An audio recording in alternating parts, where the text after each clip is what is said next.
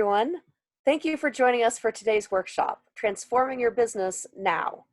My name is Elizabeth Kapruki, and I'll be facilitating the workshop today. Today's workshop is led by Josh Klayman. Josh is a professor emeritus of behavioral science at Chicago Booth. He has served as president of the Society for Judgment and Decision Making and is a founding partner of Humanly Possible, Inc., which offers executive coaching, consulting, and management education.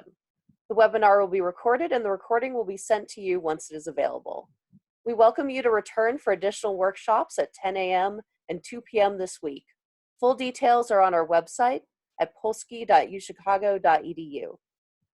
If you have questions, please enter them in the chat box below the video. There will be time for questions throughout the presentation as well as afterwards. And with that, off to you, Josh. Thanks very much, Elizabeth, and welcome everyone. I'm very pleased to be able to do this. Obviously, everyone is facing a tremendous amount of change and disruption right now. What I hope to do in this session, which will last between an hour and a half, is to just give you some tools and techniques to use to help think about the new things you have to go through, the changes you need to go through, the transformations that are coming. So let me just walk you through a little bit what we're going to do today, and then we'll get started.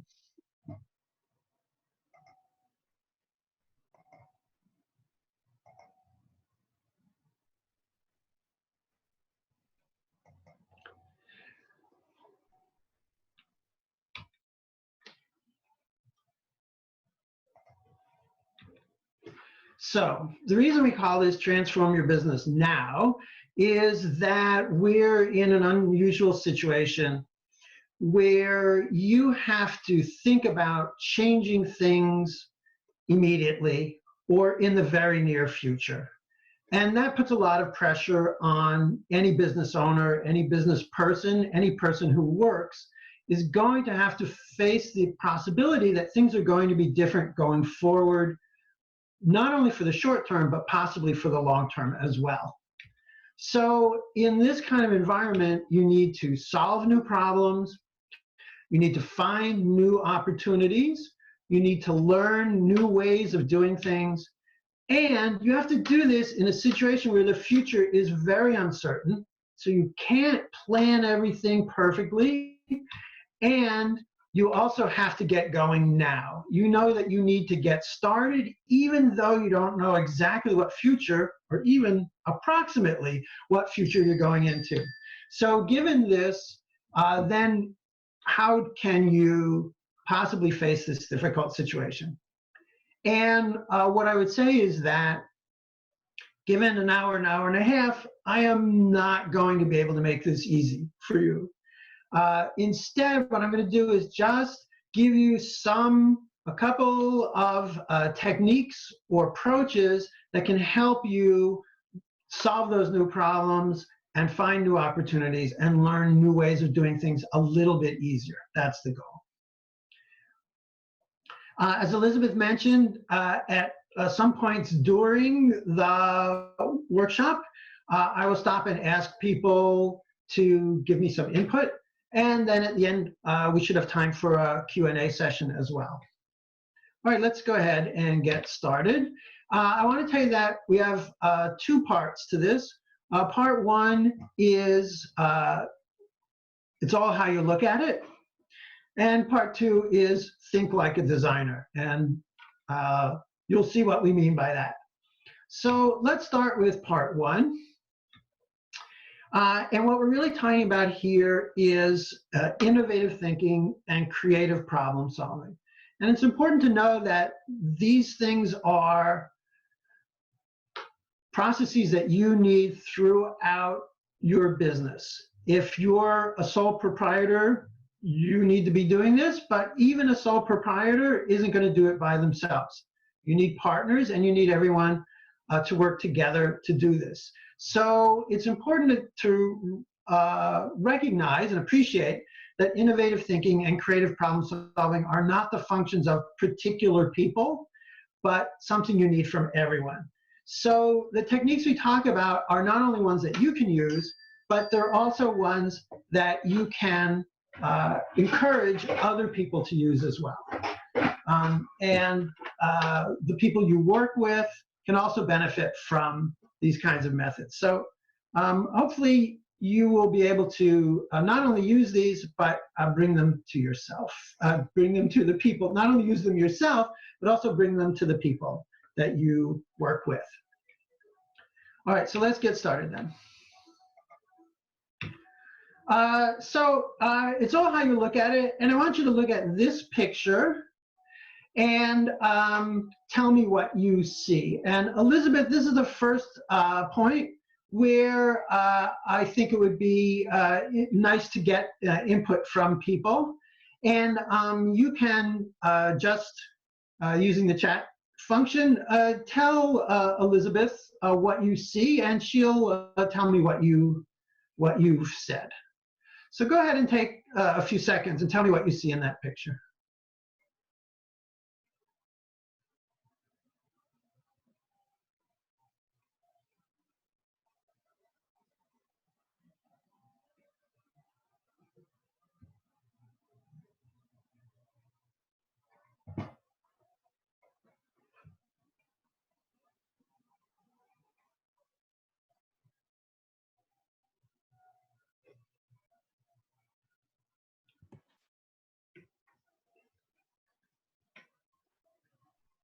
Someone's saying a face.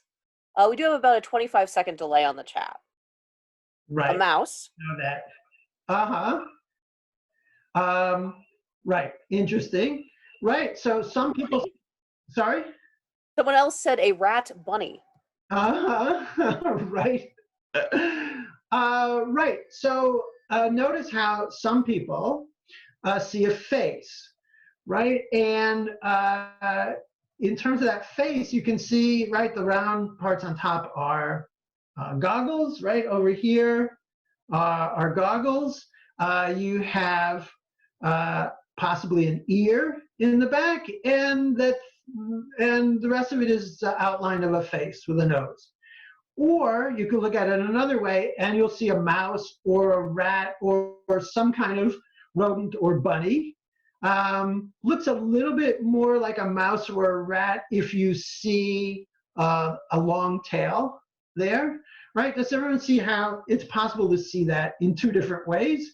It could be a face, it could be a rodent. Try this one. This one's a little trickier, but let's see what you think about this one. And Elizabeth, again, you can collect responses about what people see in this picture.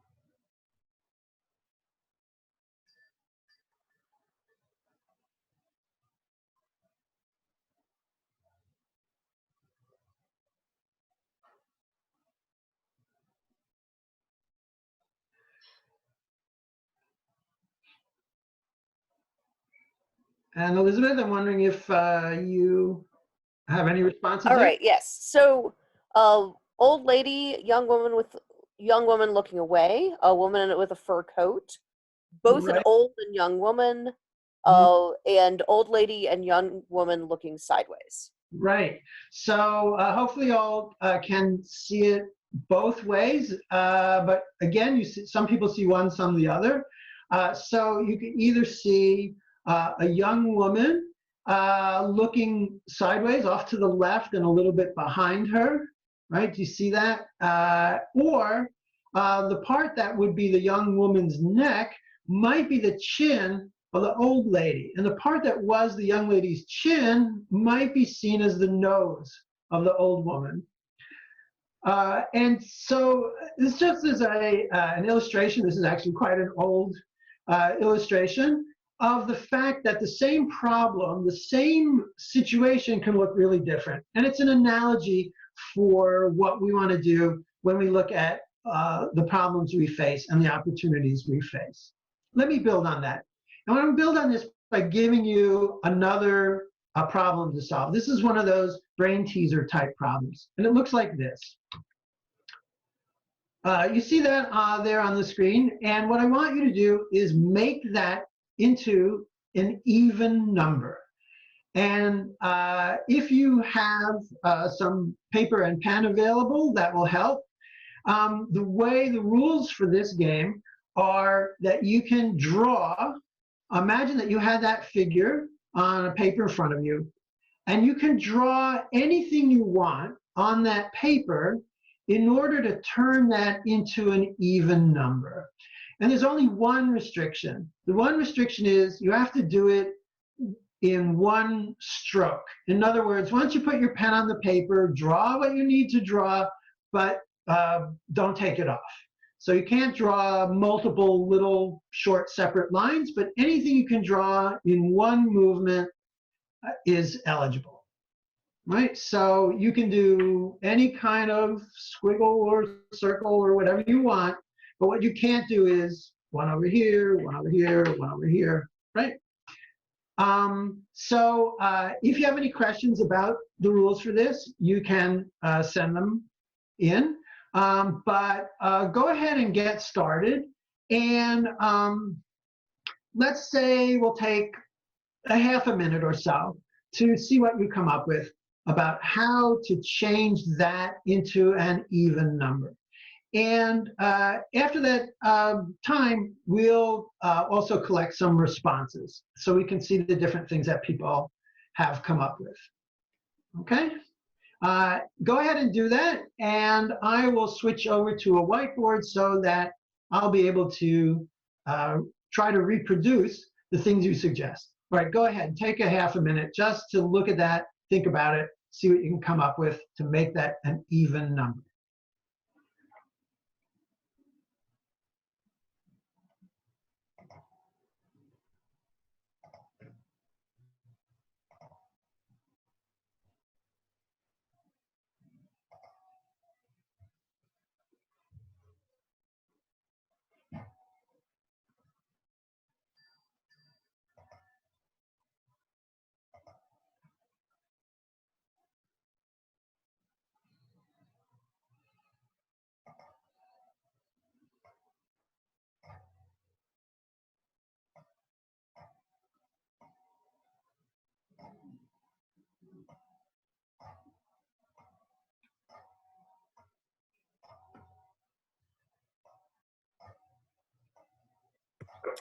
So what I'm seeing over here, there's some people discussing moving the vertical line to the right to create the number 4.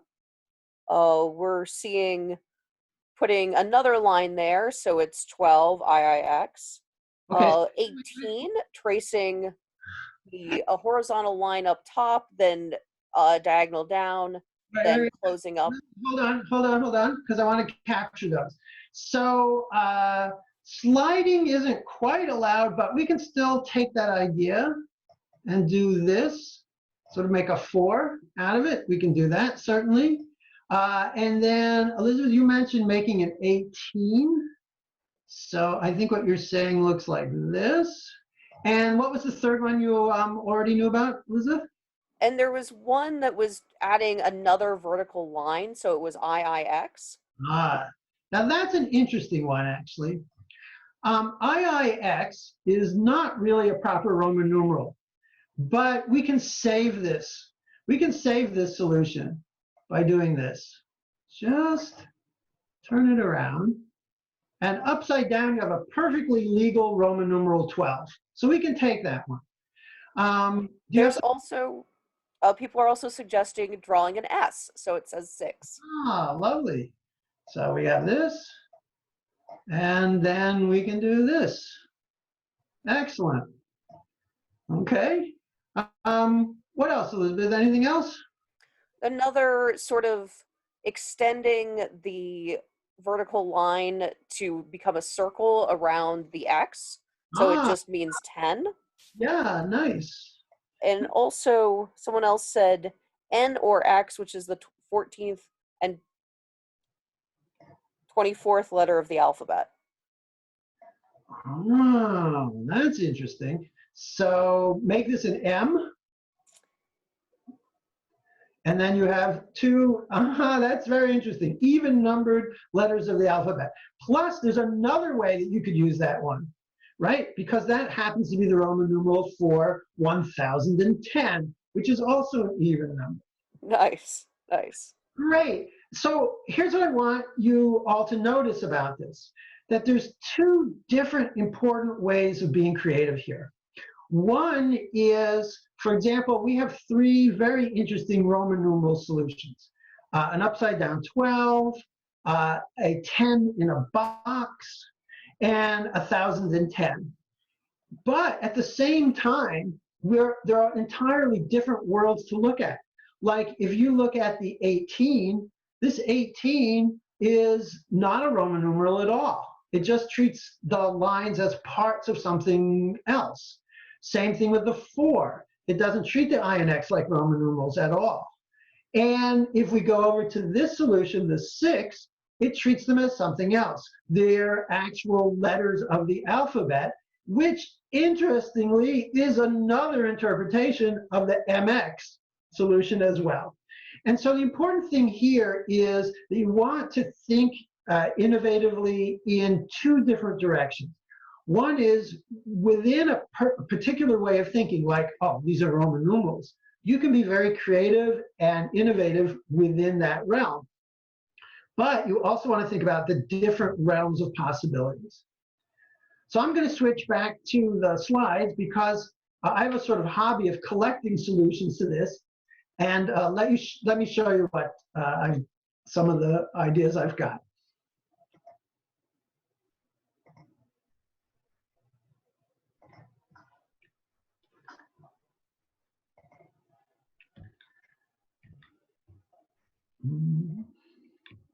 All right, so here are some examples in the Roman numeral world. Turns out there are a lot of Roman numerals that you may have forgotten, like LX turns out to be 60, MX, in more traditional use of that, is 1010, DX is 510. Then you can start getting slightly more creative, like a little bit crooked line, but then you've got 20. Here's the reverse, the 12 solution, which is a really nice one. And the X in a box solution as well. So you can see that you can be creative within this domain, just thinking about them as Roman numerals. But then there's the other kinds of solutions, like the 18 and the 4. And there's actually a few others in that domain as well, like that 8. And this turns out to be 70 in Chinese. At least that's what a Chinese participant told me before. And it's kind of sloppily written, but they said you'd recognize it as the number 70. So there's solutions within that domain as well, treating the I and X as just pieces of a figure, of a larger figure.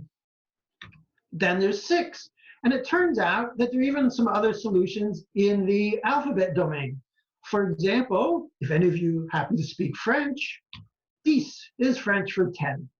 And here's one that's been suggested that's a little bit iffy, but nix. Nix is an old slang word for 0, for nothing. Comes from the German nichts. If you're willing to stretch a little bit, we could call that a solution as well, because 0 is an even number. Okay, iffy, but interesting. And then there's even another domain that I've run across, this one, where the I and the X are something different. They're actually, in one case, it's the number 1 and a times sign, right? So 1 times 2, or whatever you care to draw. And the other combines that with the partial figure idea, which is you can make something like 4x. And as long as x is a whole number, for those of you who remember your arithmetic and math, 4x will be an even number. The point here is this. You want flexibility in reframing your problem. There's a way, whatever problem you're currently facing, there's a way you think about it. Like, oh, this is a supply problem, or oh, this is a resource problem. I don't have these resources, or this is a business development problem. What you want to be able to do is to reframe the problem, whatever you're facing, in different ways, because every time you think of it in a different way, that brings up a whole realm of other solutions. So you want to ask yourself this important question. Are there ways of interpreting the problem, different ways of interpreting the problem and all the elements of the problem? And research shows that people don't spend enough time doing this kind of thinking. There's a tendency to want to jump right in and say, oh, I think I know what I should do. I better get going. You know, sometimes it's called the bias toward action. Well, sometimes we are too biased toward action. We want to stop and think more about the problem that we're facing. And this is one of the things to do that research shows it pays to do more of this before you get going. So you want to think about, and this is an exercise you can do to warm up for this. Think about a problem that you're currently facing that you think of in a particular way, and see if there's another way that you could interpret that problem, that you could change not the solution, but actually change the way you see the problem. And actually, I'll just stop for a half a minute here to give you a chance to see if, right off the bat, you can think of a problem that you're facing that maybe you could interpret in a different way.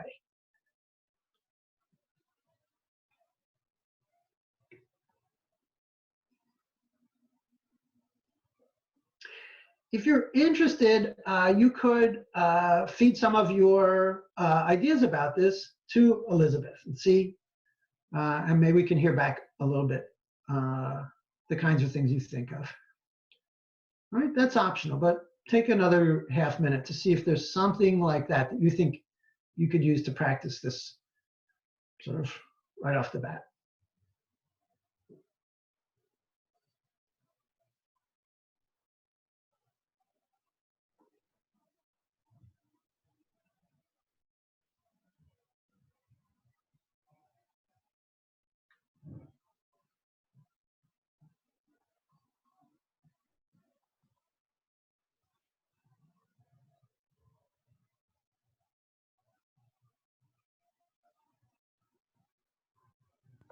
Doesn't look like we have any comments yet. No problem. We can go ahead and move on. And all right, thank you. Thank you. We do? Okay. No, but really appreciating how interactive this is so far. Okay, great. These are all optional. If you feel like sending something in at any point, please go ahead. All right, so let's continue with this thought. Now I want to continue this thought with a different brain teaser problem. Some of you may have run across this. It's been around for a while. It's the 9-dot problem is usually what it's called. And the idea is that you want to connect all 9 of these dots using 4 straight lines. And the restriction, kind of similar to before, is that the lines have to be connected so that the end of one line is the beginning of the next, and the end of that line is the beginning of the third one, and the end of the third one is the beginning of the fourth one. And in case that's a little bit hard to visualize, I'm going to give you an example that doesn't do it because it only hits 8 of the 9 dots, but it'll give you an idea of what's legal. Right, so the solution would look like this, the non-solution. Excuse me. Go ahead, yes? If you don't mind, we did have a couple of responses that I thought were interesting. Oh, okay, great, go ahead.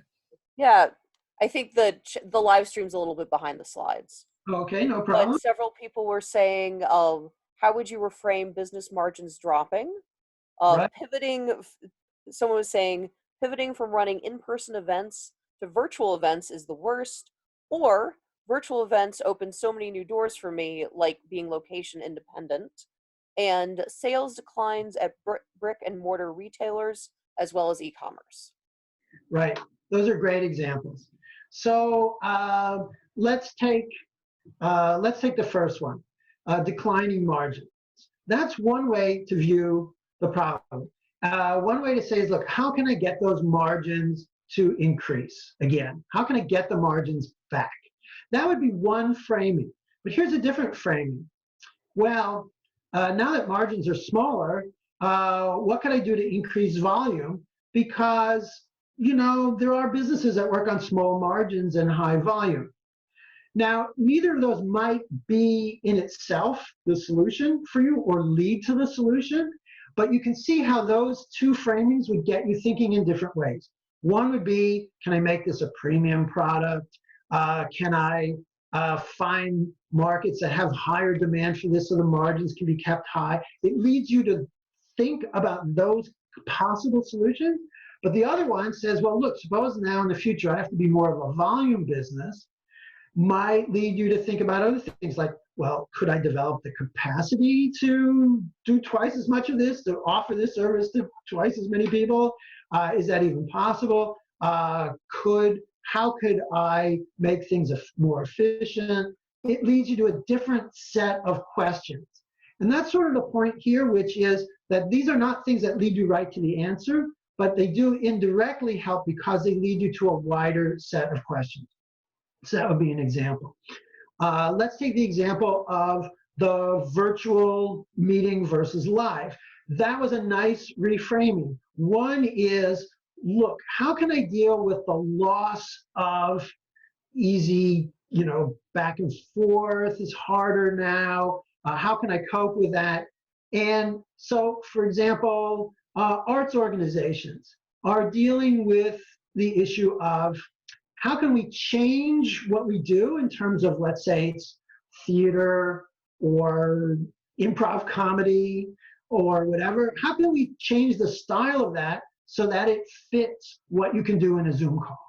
That's one way of thinking, and I've seen great examples of really creative approaches to that. But if you reframe it as, well, look, now we have these added opportunities when people are used to or get used to the idea of virtual. Now we could do things that we couldn't do before. Like what? And you could be creative in that direction. And notice how there could be very important, useful solutions in both directions, but they're two different directions. Right? And so those are great examples. And Elizabeth, if you could come back on, you could remind me what the third one was, because although I don't remember it right now, I remember it was another good example. Can you tell me what the third one was that you came in with? Absolutely. Sales declining at brick and mortar retailers as well as e-commerce. Right. And we had a couple of other responses. How do you reframe revenues disappearing entirely, like AMC theaters? Someone else said it's trying to reframe, it's difficult to raise startup capital now, to this is an opportunity to make my business model more impactful. Great. Those are great examples. And what I want to do now is go on because some of those relate very well to the next point as well. But those are great examples. And some of them have each one already shows the idea of reframing very nicely. One of them in the middle, the one about like AMC theaters, is sort of yet to be reframed. Let's keep that in mind as we go on. So what I want to go to the next point, we'll come back to this point right after this other brain teaser. Okay, so which relates to that point. So here's the 9-dot problem. I was just going to show you a legal method that fails because it misses a dot. All right, and so it looks like this: 1, 2, 3, 4. Right, that's the idea. 4 straight lines that are connected end to end. Trouble is, it misses a dot. So the problem is then, how can you do that and catch all 9 of them? And just take, I don't know, maybe a minute to see if you can come up with a solution for how to connect all 9 dots using 4 straight lines.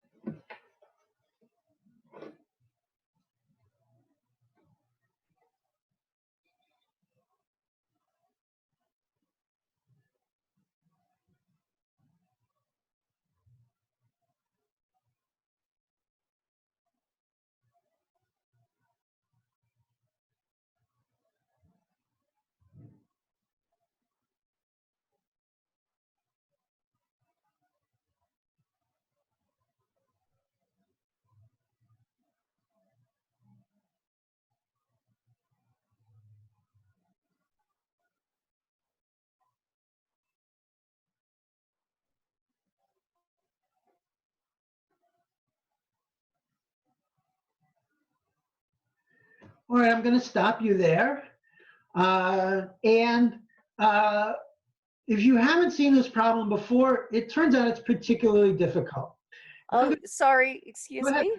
Yes? Those looks like the slides are really lagging behind on the live stream. Katie was saying the live stream was still on the reframing problem slide.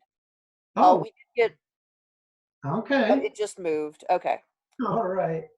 Uh, We did get a response of have a line go outside the dots, not just stay inside the dots. okay. Right. So let me show that to you. And sorry for those who had a lag and didn't get a chance to do it, but that solution, let me show that solution. If you had this solution, you might have it rotated one way or the other, but basically this is it.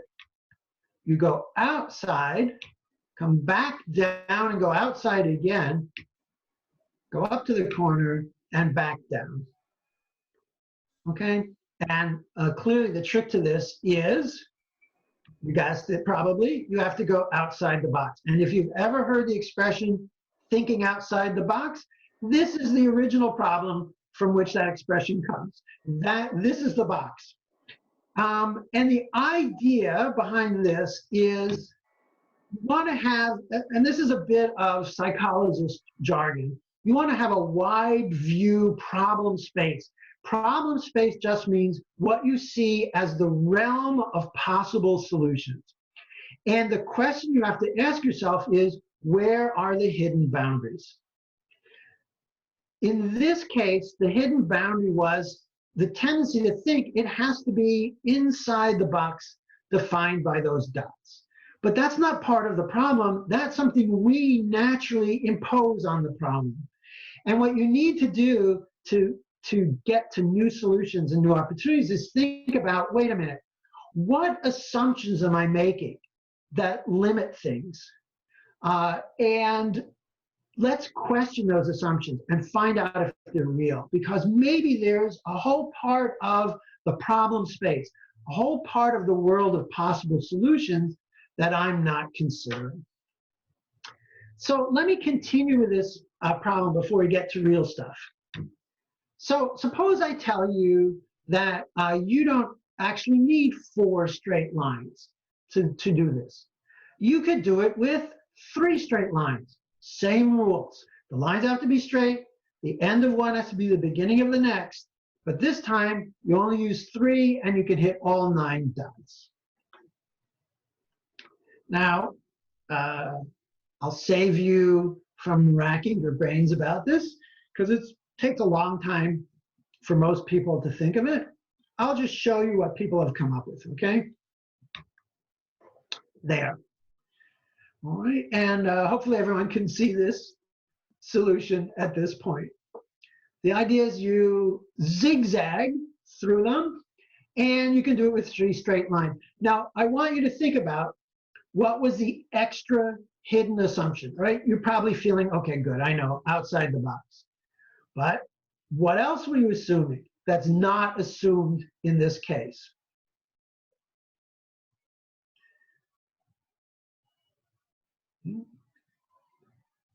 the assumption that most people don't realize they still have is that you have to go through the middle of the dots.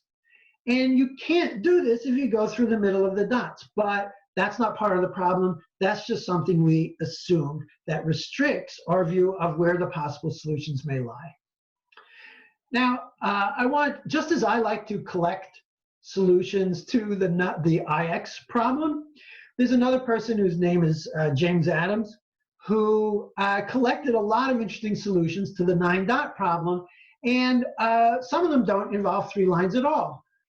You can actually do this with 1 straight line. Take a half a minute to think if you can think of a way of doing this with 1 straight line.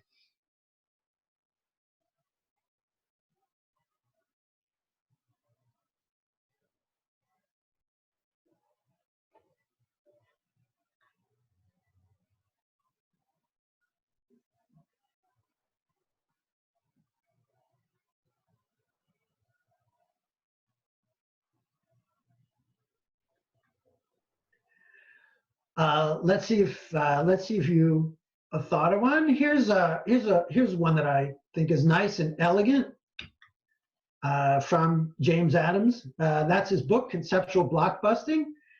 Still in print. It's been out a while, but it's a fun read about things that keep people from seeing all the creative solutions.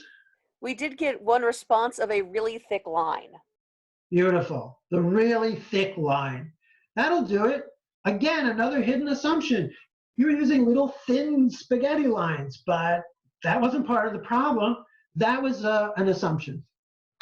And it turns out that Adams has collected a lot of 1-line solutions. I'll just show you one more that I think is particularly fun. That's this one. Right, so there are the 9 dots sitting somewhere in the Midwest to west of the US, and you just draw a straight line that goes around the Earth a little bit more than twice. Now, you have to be willing to have a certain definition of straight line. Normally, when we draw a line on the ground, we call it straight, even if it follows the curvature of the Earth. If you allow that, that's a fun solution. And he has many others involving folding the paper, etc. And the key lesson here is that you want to ask yourself, where are the hidden boundaries? And then say to yourself, no, there are still more hidden boundaries, still things I'm assuming that have to be part of the solution, where I really want to ask myself, do I really need to assume that? Is that a given, or is that just something I put into the problem because of the way I'm used to seeing it? Let me give you a practical example, and then I'll come back to the AMC theaters. So this is a door. Obviously, it's the door to a commercial meat freezer. It's a very old-fashioned style door to a commercial meat freezer. And it's not very practical. For one thing, if you're carrying, say, a big piece of meat, you have to put it down somewhere to open this door, or you have to get someone else to come over and help you. And that's pretty awkward. So a commercial meat packing company asked engineers to develop a new, more efficient door for their freezers. And the engineers struggled with this, and a lot of things they tried didn't work. They tried, electric motors, but they were too slow. They tried hydraulic things, but they were messed up by the difference in temperature. Nothing seemed to work. But finally, after a lot of false starts, they came up with a solution. And I don't know if any of you are in this industry or related. You may know the popular solution. It was heavy overlapping plastic strips. A few grocery stores use a retail version of that to cover their frozen food or refrigerated food sections. What was the hidden assumption that kept the engineers from seeing this quickly? It was the assumption that it was supposed to be a door. And it turns out that that's a mistake. And it's not entirely the engineer's fault. It's partly the fault of the people who handed them the problem. And this is a lesson for, as I mentioned, when you want to encourage other people you work with to come up with creative solutions, be careful how you frame the problem. And so in this case, the meatpacking people framed the problem as give us a better door. But that wasn't really their problem.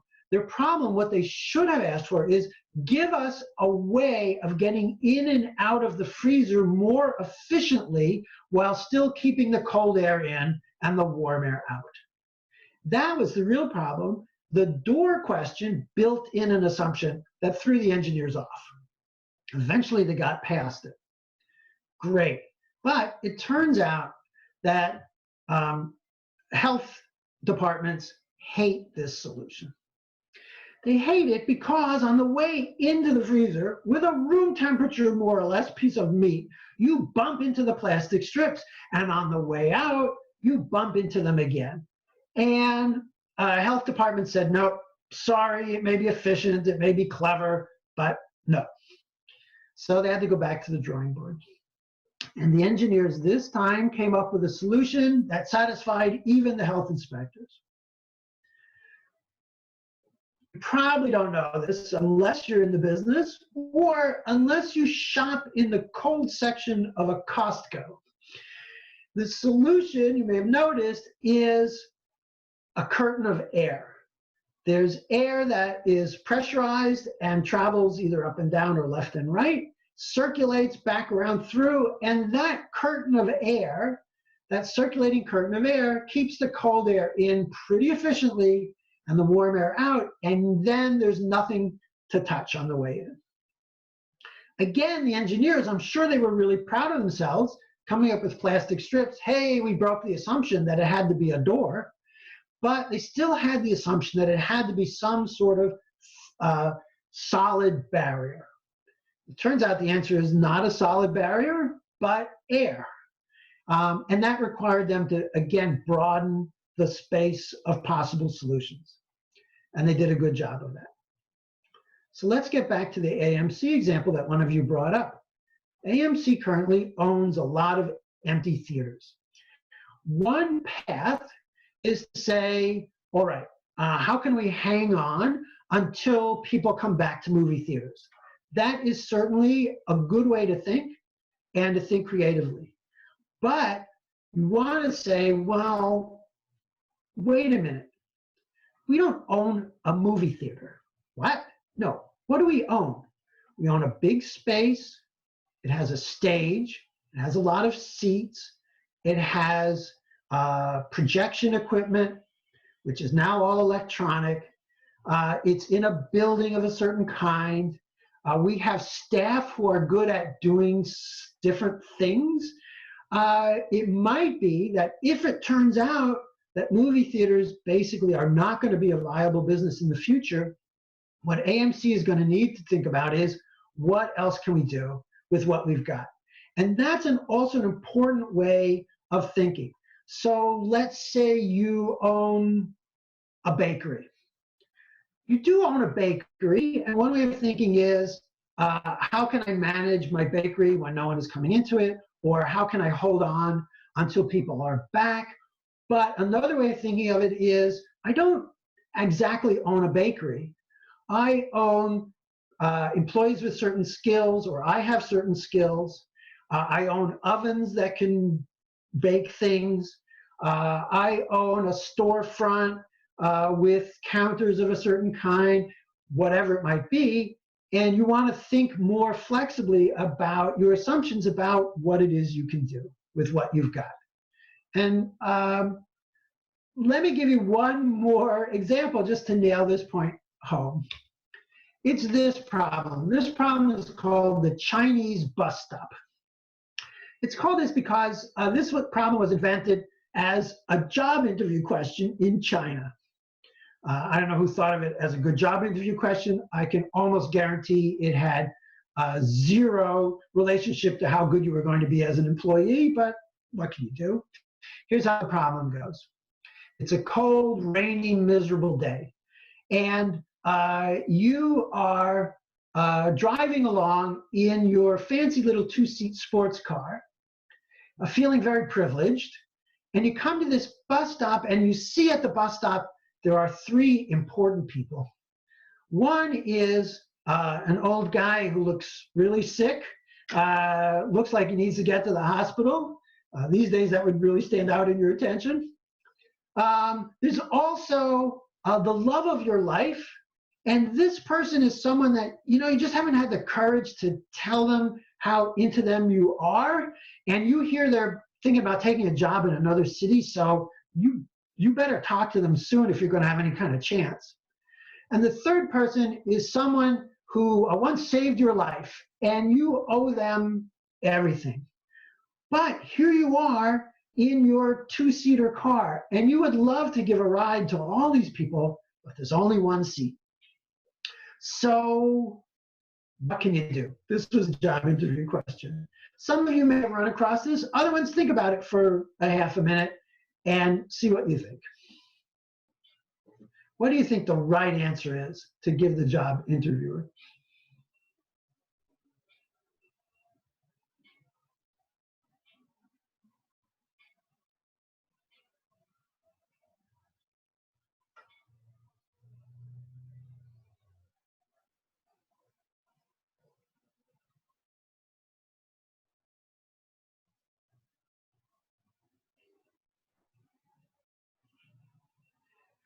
If you think you've come up with an answer that will get you the job in China, go ahead and send it in to Elizabeth, and we'll see what people thought.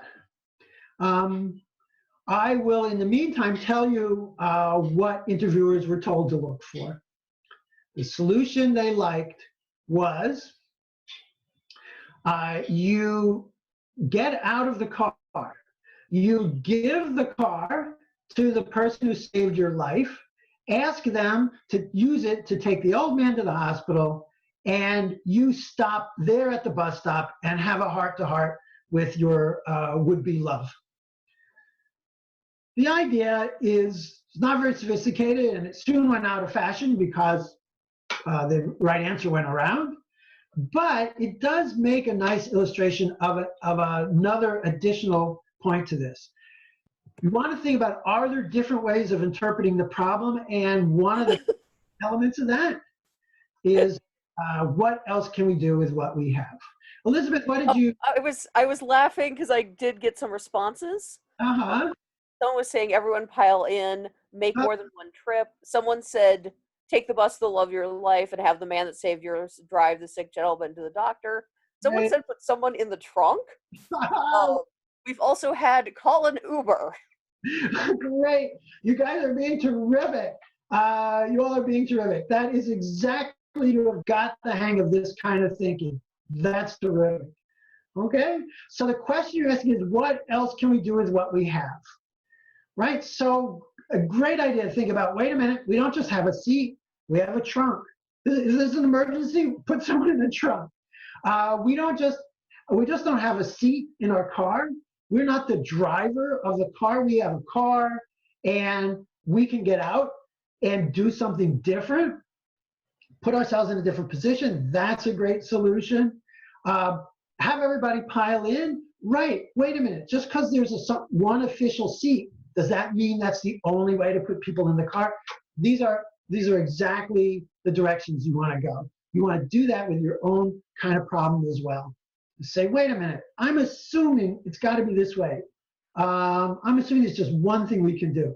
So AMC should say, wait a minute, if necessary, let's think now in advance about what else we can do with what we have. And some of you may know, in the case of movie theaters, for example, some of the old grand palaces of movie theaters have been converted to so-called legitimate theaters, right? Live theater. That's only the start. That's moving this far. Maybe AMC is going to have to think about the future of moving even further. What else can we do with what we have? That's the question you want to ask yourself as well. Right? It's all about expanding that problem through. All right, so I can tell from the last set of responses that people are tuned into this idea. So while we had Katie shared an interesting example of this. please. She said, I have a good example of this. A Chicago pizza restaurant is using its brick ovens to make face shields for medical workers. Beautiful example. Beautiful example. If you think of those as pizza ovens, there's nothing you can do with them but pizza. But if you think, you know, these are machines that can reach high controlled temperatures, what else does that mean? Well, that's used in manufacturing or like pottery. That sounds to me kind of like a kiln. Is there some kind of pottery they might be making? Or in this case, what about face masks? Great. That is a great example. Thank you. Okay, so you want to do that with your own thinking, just in case going back to the way things were turns out not to be the best option in the future. And this gets back to the idea that you can do this even in the face of uncertainty. If you have this realm of solutions available, you could be more agile, to use a currently popular phrase. So that's terrific. Thank you. Let's go on. That was part one. It's all how you look at it. And I want to also spend a little time on part two, think like a designer. And what we're talking about here is often called design thinking. It was the hot new thing for a while, and now it's just accepted as a good approach. And I want to walk you through that a little bit and give you just some of the basics, because I think that a lot of times it really helps to think like a designer in these situations. And here's one key thing about thinking like a designer, about design thinking. Design thinking says, look, you've got three things you have to worry about to make something work. One is it's got to be desirable. It's got to be something you want to happen. And that generally means this is going to be something interesting, novel, appealing, something new and good. But at the same time, you do also have to think about, is it feasible? Can I actually do it? And you have to think about, is it viable? Can I actually run my business this way? And what you're aiming for is that dark part in the middle, that dark curvy triangle in the middle where it's all three. It's desirable, it's feasible, and it's viable. But what the design people say is start with desirable. And they emphasize this point really strongly because, again, there's a really strong tendency for people to want to move right away to feasible and viable. And what that does is tends to cut off the opportunity to think really creatively and to come up with really interesting new ideas, because we tend to go there too quickly. So they say, go ahead, invest, spend more time in the desirability part. And I'll talk more about how you do that. At the bottom of the screen, you'll see there are a couple of suggested resources if design thinking is interesting to you and you don't know much about it. These are good introductory things to look at. One of them is from the design company IDEO, and you can just look at ideo.com and you'll find resources there and a kind of a boot camp for design thinking, very nicely done. The other one is done by SAP, the business software people, and they too have a nice, easy starter tutorial on design thinking if you want to know more. But meanwhile, let me walk you through some of the basics that you can use, I think, right away to help develop your thinking and develop solutions and opportunities. For this, I want to show you this spiral, and I'll go through each piece of it so you don't have to worry about catching everything right now. This spiral captures a couple of important ideas. One is that there are phases to coming up with a good problem, and you want to do them more or less sequentially in this order and not skip any of them. One is the design part of it, which is coming up with the interesting new ideas. And notice that we start with that. The next one is evaluate. You are not going to be able to tell. In this crazy, new, uncertain environment, you are not going to be able to reliably tell the good ideas from the not so good ideas. And so you have to test them and evaluate them and see how they're going whether they seem worth pursuing. If you only play it safe and do things that you are 100% sure will work, you're not going to be able to be really creative, because creative new things are never 100% sure. At the same time, you don't want to bet the farm, you don't want to bet your whole business on a new idea right off the bat, because by definition, it might not work. What do? You start small, you try something, you evaluate whether it looks promising.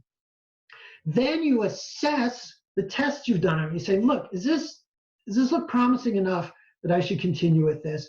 And what about how it relates to the outside world and what I really need to do with my business? And notice that that comes late in the process, not at the beginning. Then finally, you review what you've learned, what you've figured out, you decide whether or not it's worth to continue. And the other important aspect of this is notice the spiral. You start small in the middle, and then you work your way around, right? So you start small, and you go around, and you repeat that process. It's not a one-time process. Then you try it with a little bit bigger, a little bit more of an investment when it looks promising. And then, yeah, things look good. We're going to develop more new ideas, evaluate more, reassess more. And now, by the time we really launch this thing, we're pretty sure we have a good chance of it working. It's never 100%, but we have a good chance.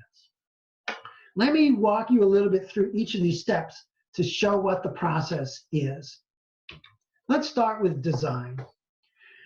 An important place to start, and we start down at the bottom in our little spiral here. An important place to start is with user need. And right now, that's a really important place to start. What are people wanting or needing, and what do you think they might want or need in the future? So the pizza ovens converted to making face masks, they did that. They thought, what do people need right now that we might be able to help with? But sometimes it's not so obvious. You think about, well, you want to actually talk to your customers, talk to all the stakeholders involved in your business, talk to them even more than usual. Even if you think you know them from before. They are new people now. We are all new people right now, and we're going to be different people again in the future. So you want to keep in touch with what do the users need. And one of the things that design people recommend is look at all ends of the spectrum. So let's say, for example, suppose you manage a bank branch. There are some people who are not comfortable in banks. They don't feel welcome there. They don't feel like they belong there. They feel like their assets are too small for anyone to take them seriously. You want to understand those people and what they need from your bank. And what are they afraid of? What do they need? What services do they need?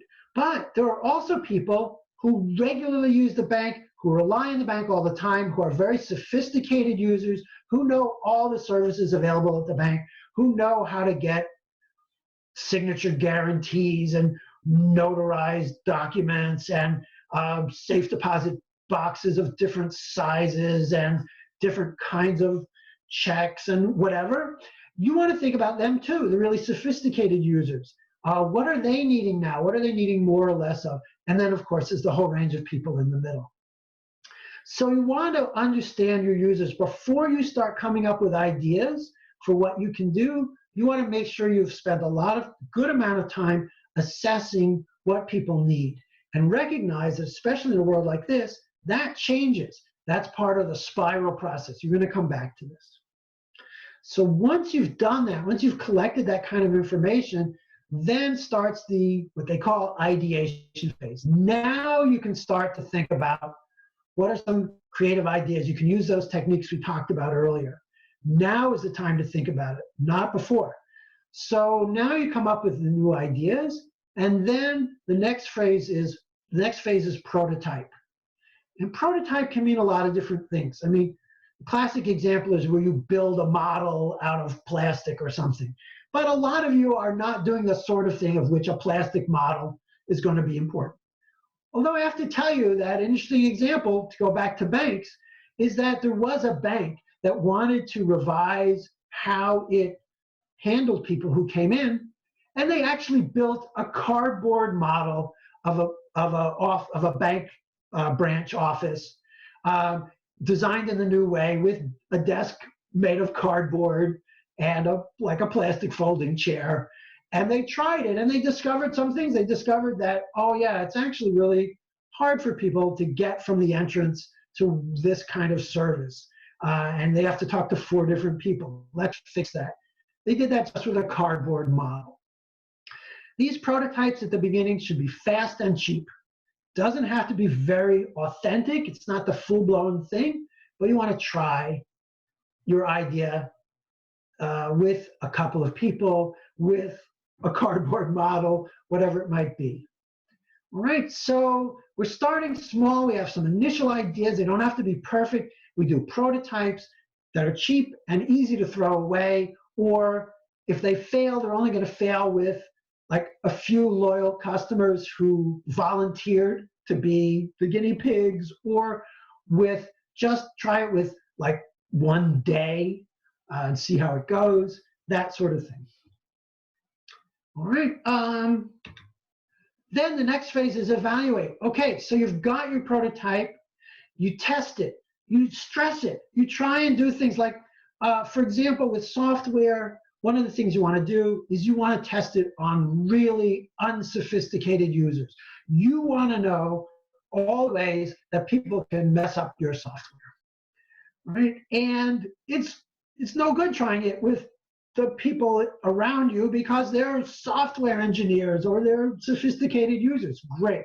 You want to get some plain old people in there to try it out and see all the ways they can mess it up, and all the things that they can't figure out, and all the things that it doesn't do that they need, right? You're not going to be able to think that all in advance. That's okay. You're not supposed to. You're supposed to learn about it. When you do the test, then you get feedback, and you use that feedback to think about, okay, let's assess where we've got. We've gotten all this feedback. Let's think about what's going on in the rest of the world. Let's remember to bring that in.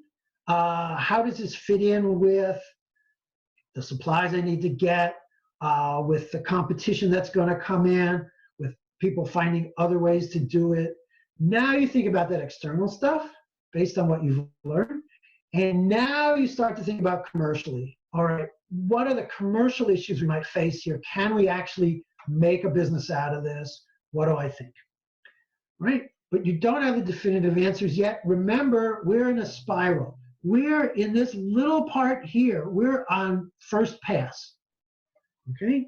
But that's the way you do it without risking too much, because you can take chances without overly risking, because you're doing it small right now. All right. And then the next place you go, review. You just, you took notes. That's the documentation, because you're not going to remember everything. You do an analysis of, like, how risky would this be to try it? Am I okay taking a little risk, continuing?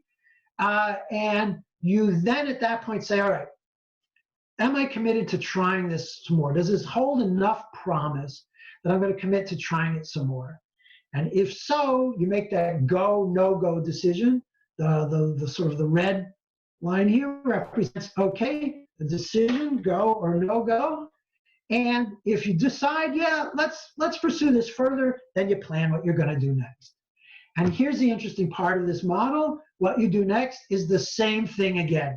You're going to go back. Now we're in round 2 of the spiral. Okay, we're following this. It's a little bit bigger. We're investing a little bit more, but we go back to the users and say, look, here's what we're thinking of doing. Let's try it. Let's see what you think. What is that going to satisfy you? What problems do you see with that? Then you come up with new ideas. All right, how can we develop this? Look, we can use those pizza ovens for manufacturing some things, and maybe face masks would be good. But we got to go out and ask, maybe are there other medical things that we might make that you need even more. And oh, here's some ideas. Like, what if we develop, got all the face masks, or somebody else comes up with making face masks. But we've got these pizza ovens. What else can we do? And then you prototype, you try it, and you test it, and you get feedback, and you assess it again, and you review again, and you say, yeah, this still looks promising. So let's try it some more. Let's check back with the users. Let's get some more creative ideas about how to develop this, and round you go again. And by that time, you have a pretty good sense that this is worth investing in. So again, this is not the fastest way of doing things. But even in an environment where you have to get started right away, you want to make sure that you get the feedback so that you can refine the idea, so that when you really do invest in it in a serious way, there's a pretty good chance that you've got it about right.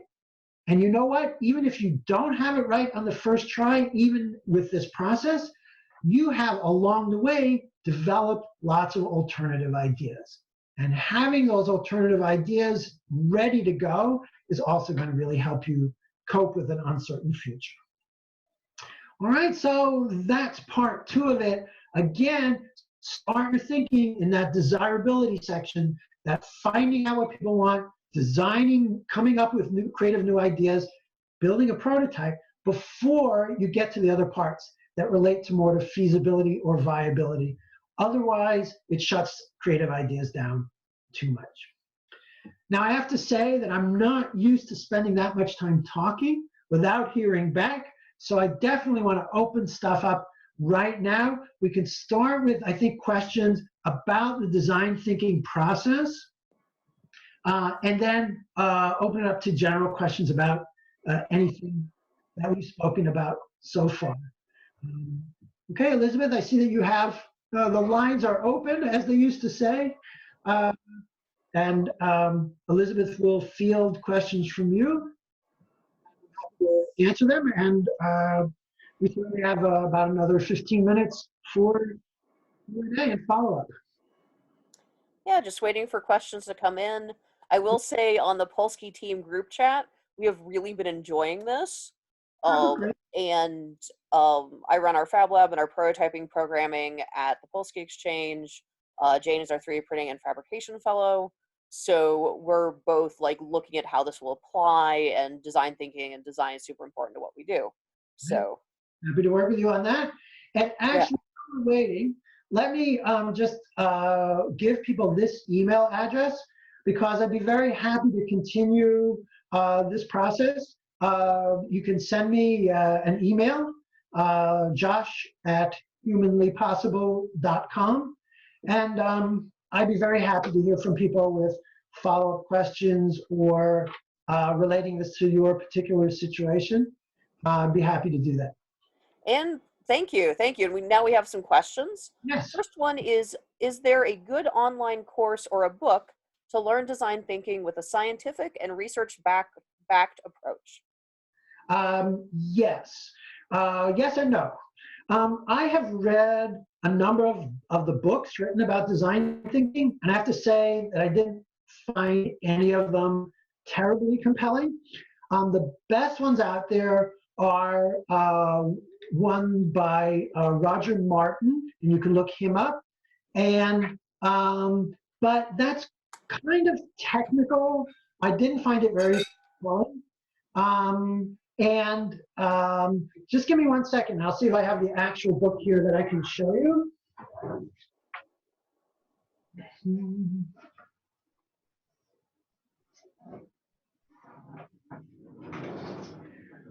I don't have that right here, but if anyone interested sends me an email, I'll give you the proper references. There's another one written by by someone who was an executive at the IDEO company. But I have to say, I personally found the online ones better. So if you look at the screen right now, and I'm going to look over at this larger screen to get it right, you'll see that the IDEO.com website has a lot of good stuff on it. They're very good about sharing their things. And also this SAP site, although SAP is kind of famous for being hard to use. As software, they're very good. They put out very good things on this site for design thinking. I also have an article, if anyone's interested, I also have a sort of an academic article that's interested in comparing design thinking to the standard scientific thinking and how they trade off together. So because that question mentioned science in particular, if you send me an email, I'll send you the reference to that too. But that's more academic. Okay, so that's how I'd answer that question. Great, thank you. And one of my colleagues also said, when we reopen, we have some different resources in the Fab Lab. IDEO is excellent, and I'm excited to check out the SAP one. We are very happy to continue this conversation in whatever new form we will be in. Another great question, how do you align functional people with different perspectives who often operate in silos? Yes, that's an important and all too common problem. There's, of course, there's not a simple sort of 1-minute answer, but let me give you sort of a headline type answer to that. The key thing is communication.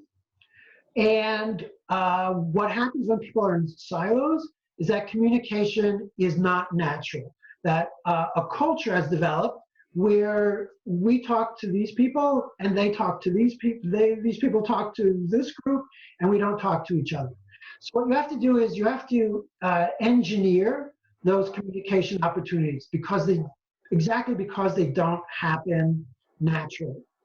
And one of the interesting things you can do with those communications is to find out, have people talk about what they know, what they think, what they believe, and actually get them focused on getting them to understand the position of the other person. There are also even some interesting exercises derived from improvisational theater where you get people to role play what it would be like being in the accounting department. Or the accounting people has to imagine that they're an R&D person, and they have to answer the question as though they're the R&D person. And you can get some interesting sort of communication going that way. So there are different ways of doing it, but I think the key thing is to create communication and not sort of wait for it to happen naturally, because when people are in silos, it won't happen naturally. So it will seem a little artificial at first, but one of the things that research has found, a lot of people have the idea that you need to change people's attitude before you can change their behavior. But research actually shows that it often works better the other way. Change their behavior first, and then they'll learn some things that change their attitude. And I think this would be an example. People are not used to talk to each other. Not some reason why they talk to each other, construct a situation, and have the behavior start before it seems natural. That's sort of a short answer to that question. That's amazing, thank you. For another question, for design thinking, will it be more applicable to develop a product instead of a business model? Or is it more applicable to developing a product instead of a business model? No, actually, it started with product development. It started out being applied to what's called industrial design, like, creating a really nice electric shaver. But people soon discovered that this process that they were using is applicable very broadly. So it does definitely apply, for example, to services like the bank, not just product. And it applies to developing business models as well. Because then the subject might be, well, wouldn't it be great if we could have this kind of business? That would be the desirability part of it. And you would assess things. You would say, oh, well, here's what people need. And then we could run this kind, they need this kind of business. They need an app that tells them what the temperature is tomorrow, or whatever it might be. And then prototyping, etc. You can do that with a business model like, oh yeah, well, maybe we should be developing apps. We haven't done developing apps before as part of our business.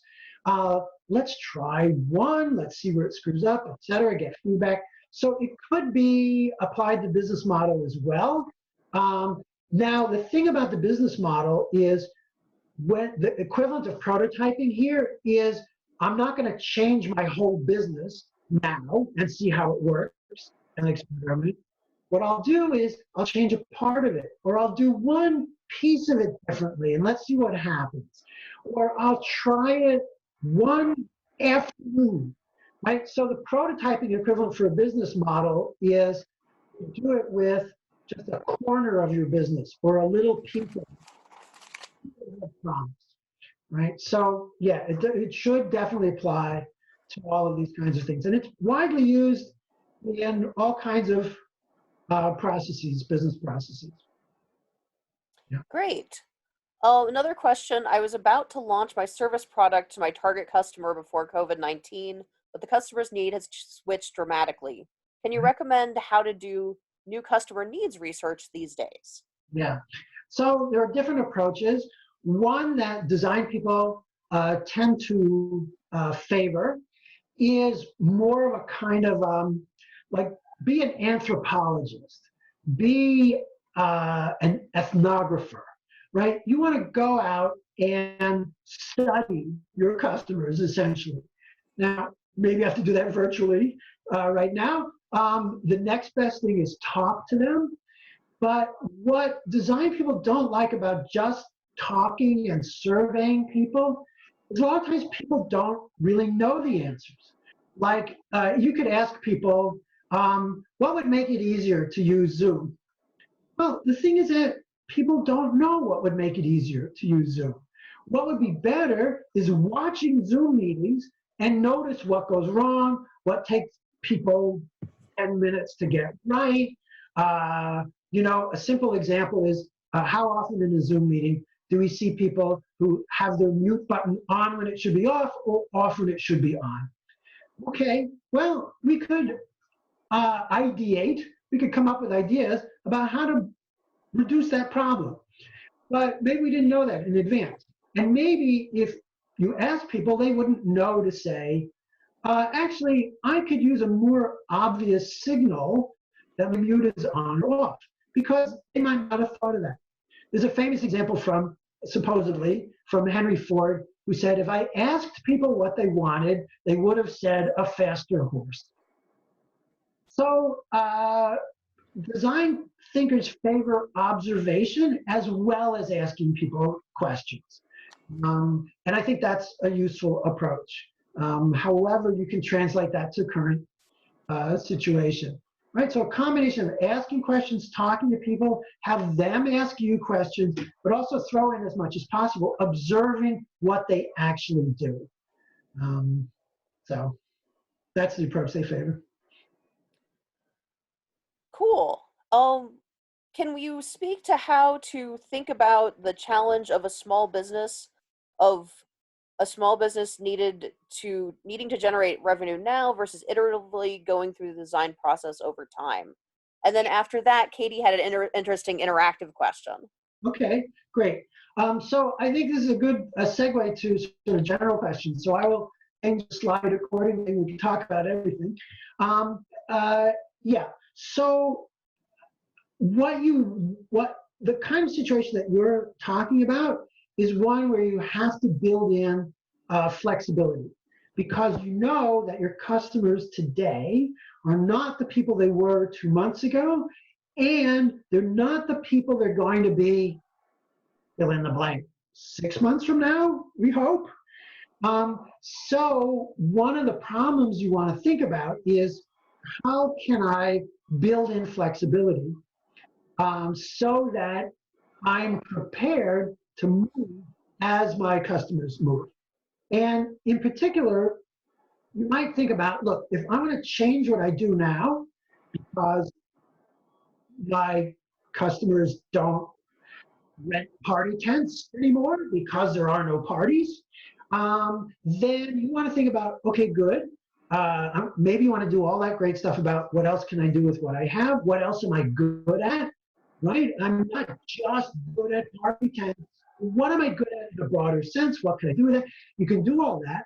At the same time, you might want to think about, and how can I do that while being prepared to go back to party tents if next year at this time people are having parties again.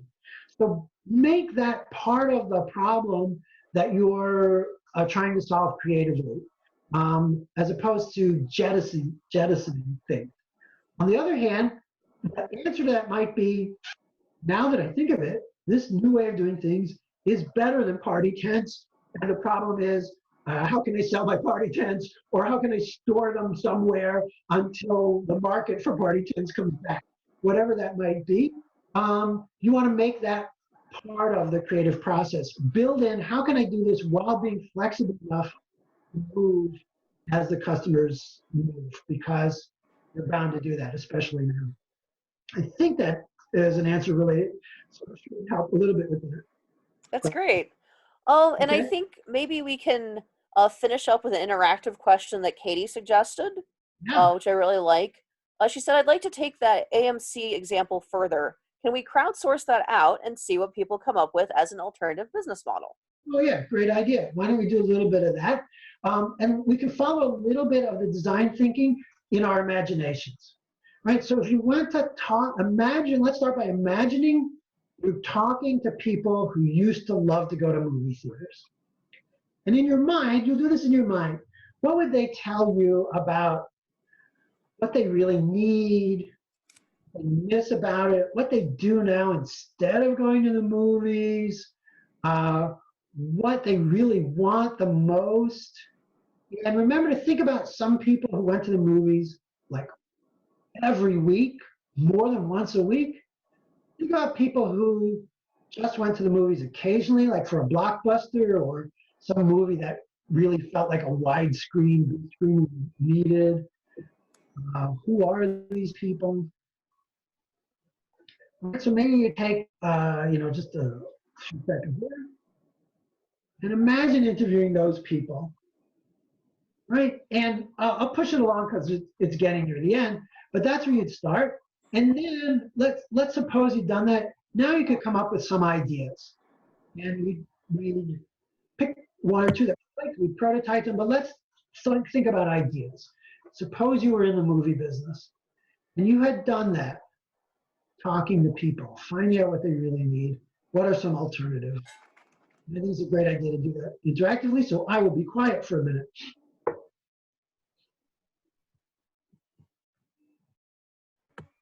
So we're getting some responses like video streaming production soundstage, YouTube production center. Mm-hmm.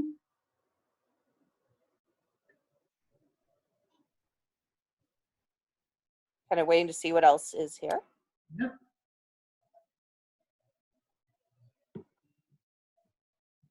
One of the things I'm brainstorming is a movie theater popcorn delivery service. Right. Great example. So those are both great examples. The first example, and we'll wait for more to come in, but the first example is great because it was a way of thinking in multiple ways within one dimension, right? So those both had the dimension of, we could be a production facility, and then got creative within that. Maybe we should make films. Well, wait a minute. Why not YouTubes? People are using YouTubes, right? So that's a great example of within a domain being creative. And the second example is a great one because it gets the idea of what else can we do with what we have. And one of the things that movie theaters have, which I understand is actually their biggest profit center, is the snacks and the popcorn. So let's remember we have that. So those are great examples. Yeah, we've got more kind of related to production, hyper-local content production and distribution. Once people are meeting in groups again, renting out space for streaming sporting events, Super Bowl or Final Four. AMC could currently stream the newly released movies. Right. Also, streaming 3D movies online with free delivery of 3D glasses. And using CGI to create a new form of live action movies, while a number of things are paused production at the moment. Right? And also virtual homework centers. Ah, that's nice. That opens up a whole new domain, doesn't it? That's a nice example of that. So again, we got another domain of being very creative, the production domain, and we have the domain of delivering cinematic material through another means, creating CGI or getting into the virtual business. And then a new domain of saying, wait a minute, who said it had to be movies? That's a great example of challenging the assumption, a great example of how our first impulse is to say AMC, what they do must have to do with movies, which is great because a lot of creative ideas within that, but remembering to say, wait a minute, who said it has to be movies? And the idea of homework is a nice example of that, of moving out of that domain. A few other ones: turn into B2B model as a creative, interactive forum for companies rather than consumers. Co-working space, mildly meta, as the exchange is in a former vaudeville theater, which now has a movie theater in the basement, and then our space is like the upper floor. And streaming TikTok or YouTube festivals, or telepresence center for remote meetings. And we did have one last question, if we have time for it briefly. Do you have any suggestions about creating effective customer surveys and questionnaires? Yeah. So that is could be a topic for a whole other workshop. And not only that, at the University of Chicago, we have an affiliated center called NORC, N-O-R-C, National Opinion Research Center, and that entire center is devoted to that question, basically. But if I want to give you one little quick pithy piece of advice is be very careful to avoid leading questions, okay? And to know that it's very easy to suggest an answer in a question, and keep your mind on that. Make sure you ask more open-ended questions and questions where you're very careful not to hint at the answer. Because again, people are unsure about what they really think about a lot of topics, and are therefore very open to suggestion.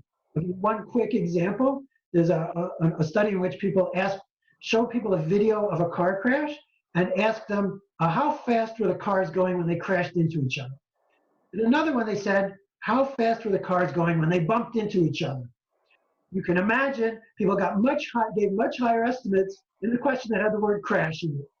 Not only that, they asked a later question about was there any broken glass? They were more likely to incorrectly say yes, there was broken glass when you use the word crash. So that would be my one pithy little bit of advice about surveys, is be really careful that you don't put any leading language into them. Excellent. Of course, I guarantee there are online courses about survey creation and tons of research. It's an entire subfield of psychology. So, good question. That was great. Thank you so much. So we are at time. Thank you, Josh, for a great presentation. And thank you to all our attendees. Our next Small Business Bootcamp event will be today at 2 p.m. when Melissa Harris will be presenting Crisis Management Communication. See you then. Thank you all very much. Really appreciated the interaction and the feedback. And thanks to Elizabeth and the crew for running this so well. Thank you.